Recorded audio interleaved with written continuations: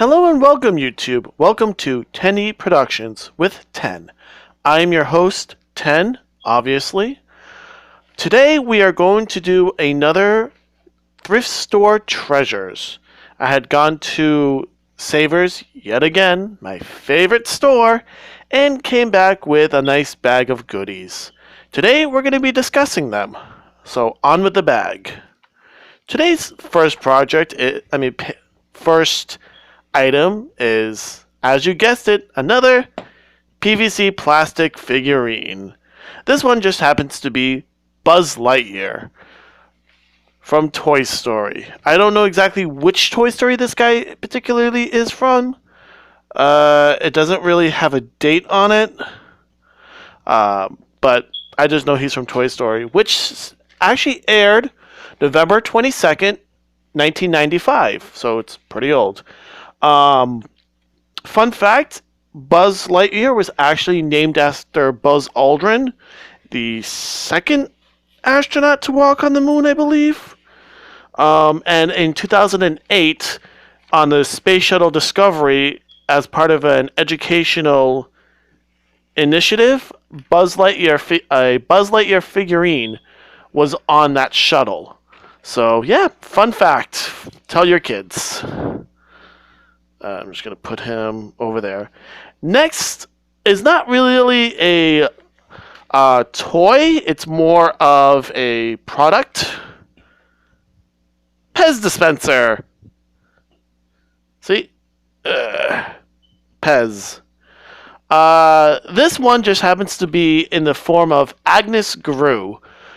From Despicable Me. I don't know if this is from 1, 2, or 3, but all I know is that she was 5 in the first one and 6 in the second and third one. So, but a fun fact about Pez itself, it was founded in 1927. It's an Austrian candy, and each of the dispensers is designed to hold 12 pieces of candy.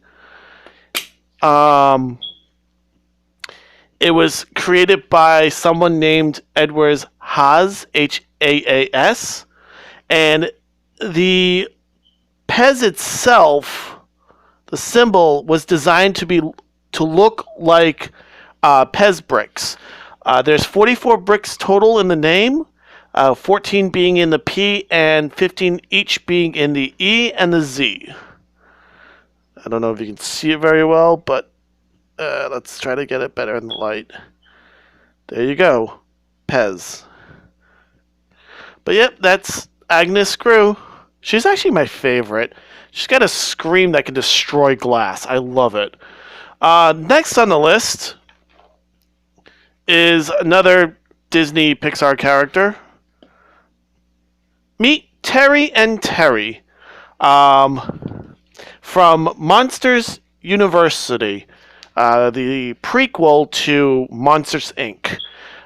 This Terry here is Terry, and this Terry here, the one with the single horn, is Terri. Their names are Terry and Terry Perry. Reminds me of Mario and Luigi Mario. Terry with the Y is the skeptical one, voiced by Dave Foley. Terry with an I is the sensitive one, voiced by Sean P. Hayes. And apparently he was a dance major. You know, jazz it up, dance hands. It's an Imaginext figurine. They did a line for Monsters University, or Monsters, Inc. I've seen them around. Pretty cool. They actually had a display in Walmart once. My kids wanted it, but don't have the money. But he's got 4 independent arms. I like that. The legs are unfortunately are not independent. It looks like he's got tentacles instead of like actual feet. I don't remember. I saw the movie once. Didn't really like it as much as I liked the original one. Unfortunately, this guy's head doesn't turn. But other than that, like, he's got very simplified posability. I'm pretty sure he can interact with other Imaginext sets like the Power Rangers or the Batman set that my son has. Um, my daughter actually has the Power Rangers. My son has all the Batman, so they both like these. It could be one of the monsters that he fights or the Power Rangers fight. Rawr. But yeah, no, the Imaginext series, I actually kind of like them. They do a lot of fun stuff. I think I reviewed another Imaginext series.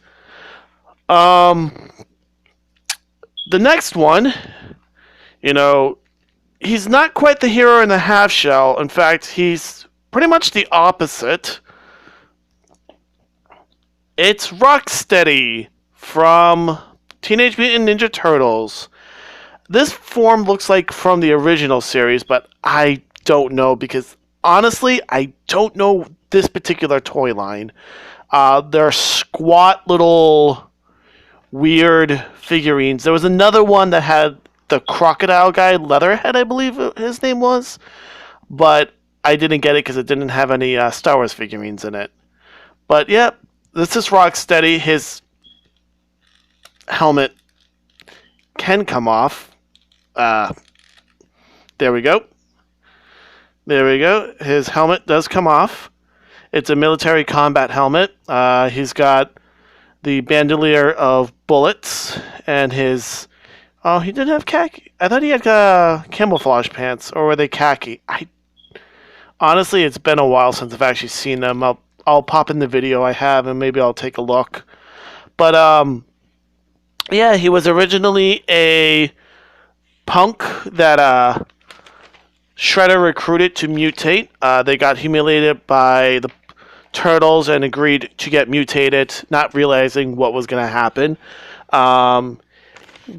They were introduced 1987 in the cartoon. Odd thing is that Rocksteady and Bebop, the warthog guy, are actually named after different types of music. Rocksteady is a type of Jamaican music, which was the precursor to reggae, rocksteady, and bebop is a type of jazz. They actually gave their names in one of the series. Apparently, his name is Ivan Steranko. He was some kind of mafia mobster gun runner, and the other guy was named Anton Zek. But I really don't know if those are the actual names from the original series. He got mutated, by the way, from a black rhinoceros. The other one is a common warthog. He was voiced by Cam Clark in the original series. He was super strong, but super dumb. And when the Turtles finally defeated Shredder and them, they were sent, him and Bebop, they were sent to Planet Eden, which was a paradise planet full of animals. They came back once, but they were rescuing animals from a zoo, so the Turtles let them go. Real weird characters. I actually liked them. I never had Bebop nor Rocksteady as a kid. I had like a lot of the other enemies. Baxter Stockman, Shredder, Krang. But I actually never had a Bebop nor Rocksteady figurine. This is actually my first Rocksteady. But yeah, no, I like him. He's weirdly deformed, though. It reminds me of those pop figurines. Oh, differently proportioned, though. Next on the list is a very famous Marvel character. He actually started off 1963. Tales of Suspense number 39, according to my research. Better known as Iron Man or Tony Stark, the multi-million-dollar playboy mechanical genius. This is the 2008 toy, so this probably corresponds with the 2008 movie. So this is the Mark III version of the Iron Man. Very nice posability. His feet move, his knees have a double joint, so you can actually pose it quite well. The hips have pretty good mobility. The waist has a lot of flexibility. The arms, again, have that weird double joint. Um, his hands do pose, and they don't rotate very well, but you can rotate. And his head is on a ball joint, so it's quite posable. Um, I love the color scheme. I've never really been a huge fan of Iron Man. I liked the cartoon series, the original one from the '90s, but my favorite Marvel characters have always been Wolverine and Spider-Man. Tony Stark probably lower on the list. It's still up there, but I don't know. It's just he's the Batman for the Marvel universe, in my opinion. He's the $1 million man with all the gizmos and gadgets. Um, I do like the fact that he had like a different armor for like different occasions. But other than that, that's the characters before I reveal the Star Wars figurines. Um, so the next figurines actually come from Attack of the Clones, the 2002, I believe, series. Um, the movie 2002. They are the Genosians from planet Geonosis. Geonosis. Um, the semi-insectoid creatures. Yes, this guy is a part. This guy here comes from another set where Anakin apparently bisects a Genosian. He comes with legs as well. Um, but yeah, really good for a diorama. That's pretty much all he does. He falls apart. But this Genosian is one of the warrior cast, I believe. There's two others, the Dukes and the drones. The drones apparently can become warriors if they defeat other drones in combat in the arenas. They love their arenas. As you can see, he's posed to hold the gun that they have, that weird blaster. Really decent posability. The legs move. The waist moves. The wings can go backwards and down and out. The arms move a little bit, and obviously the head moves. The color scheme is amazing looking. Well, this one has a pretty good color scheme. It looks pretty much like the movie versions. Weird thing about the Geonosians, like I said, they're a semi-insectoid species. They have a hive mind, and they were nearly exterminated by the Emperor for being the ones to know about the Death Star. He wanted to pretty much kill off the entire species to prevent them from spilling the beans about the Death Star. The last one to survive was one named, I have it here, Click Clack. He was the only one to survive. He and a single queen egg, which he did save, and that egg became Karina, I believe I have down here. I can't read my own handwriting, sorry. Apparently, well, they were inspired by a termite infestation. George Lucas saw that and went, yay! And their actual shape is based on the early designs of the Neomonians. You know, those weird gray reptile creatures from Phantom Menace and the weird from Attack of the Clones. They're the ones that introduced the B-1 battle droids. But yeah, that's what their inspiration, their art styles by, and their noises, weirdly enough, are a combination of the mating sounds penguins make and flying foxes. I actually thought that that was pretty interesting.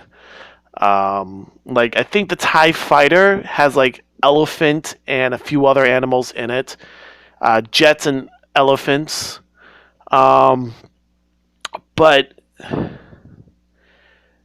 the fact that the Genosians constructed the Death Star apparently was inspired by the 1994 movie Clerks. Um,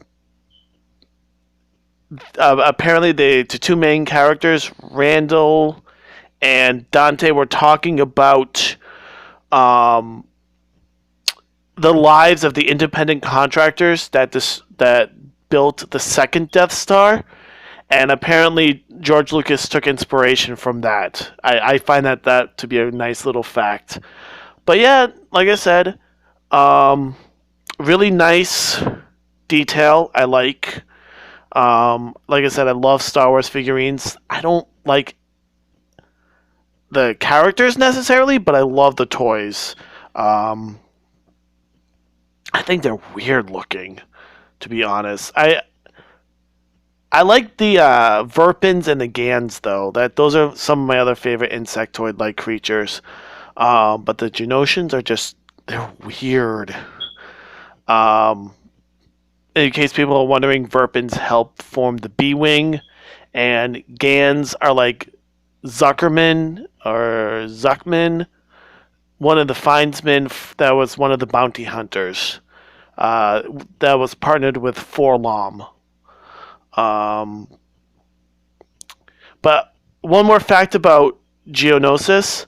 Apparently, it is a ringed planet that is less than a parsec from Tatooine. So, if you want to know the location of it, it's less than a parsec from Tatooine. Don't ask me what a parsec is. I don't know off the top of my head. I might come up with that information later. I gotta get going, so I will talk to you later. I will see you guys later. Adios y hasta luego.